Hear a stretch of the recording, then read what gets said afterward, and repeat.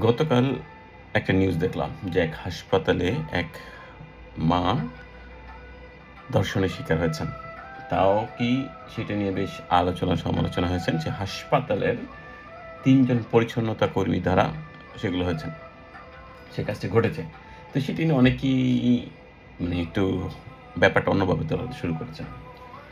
যে যে তাদের যে ধর্ম আছে, ধর্ম হচ্ছে হিন্দু।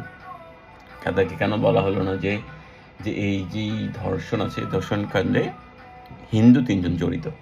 কিন্তু এখন আমার প্রশ্ন হলো, বাংলাদেশে যেই ধর্ষণের কাণ্ডগুলি ঘটে ম্যাক্সিমাম হচ্ছে মুসলমান। তো সেখানে কি কেউ কখনো বলেছে বা সেখানে নিউজ হেডলাইন কি করেছে যে মুসলিম কর্তৃক ধর্ষণ? হয়নি। এটা মূলত যে অপরাধ আছে, অপরাধী হিসাবে আইডেন্টিফাই করা। এখানে ধর্মের কোনো দোষ নেই। যে আমাদের এখানে অনেক হুজুর আছেন যে হুজুররা বিভিন্ন আকাম-কুকাম করেন। সেইজন্য কি ইসলাম ধর্মের দোষ?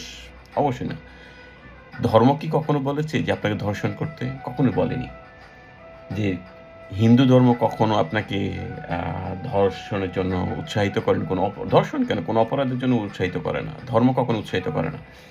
না ইসলাম ধর্ম করেছে, না ইহুদি, না খ্রিস্টান, না কোনো ধর্মই কাউকে উৎসাহিত করে না।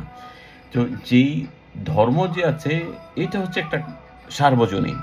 একে তো আপনি কারো ব্যক্তির কারণে আপনি কোনো ধর্মকে আপনি অপমানিত করতে পারেন না। হ্যাঁ, এখানে যদি কোনো পণ্ডিত হিন্দু ঠাকুর দ্বারা হইতো, তাহলে হয়তো সেখানেও যে বলা হতো মন্দিরের পুরোহিত দ্বারা ধর্ষণের শিকার হয়েছেন। যেমন এটা ইন্ডিয়াতে হয় যে অমুক চার্চের বা অমুক আশ্রমের অমুক দ্বারা ধর্ষণের শিকার হয়েছেন। বাংলাদেশে যেমন কোনো হুজুর যখন করেন, হুজুর বলতে এখানেও যখন আসে কখনই, যখন মসজিদের ইমাম ব্যাপার শব্দটি আসে, তখন সেটা আলোচনার মধ্যে আসে। তো আসলে ব্যক্তির অপরাধ ব্যক্তি দ্বারা আইডেন্টিফাই করা যায় বা ব্যক্তির অপরাধ। এখানে ধর্মর না। ধর্ম কখনোই আপনাকে এই দোষারোপ করতে পারেন না। ধর্ম একটি সার্বজনীন। যে কাউকে করতে পারে। ধর্ম এসেছে মূলত মানুষকে সভ্য করার জন্য। এখন যারা ধর্ম পালন করে তারা যদি অধর্মের কাজ করে সেটা তো ধর্মের দোষ না। ঠিক আছে? তো এই ব্যাপারটাকে আমরা দেখি যে অনেক আ যারা ধার্মিক আছেন, যারা ইসলাম ধর্ম পালন করেন, তাদের মধ্যে অনেকেই আছেন যারা না বুঝে এই কাজটি করেন। এই কাজের মাধ্যমে মূলত ইসলাম ধর্মকে ছোট করা হয়।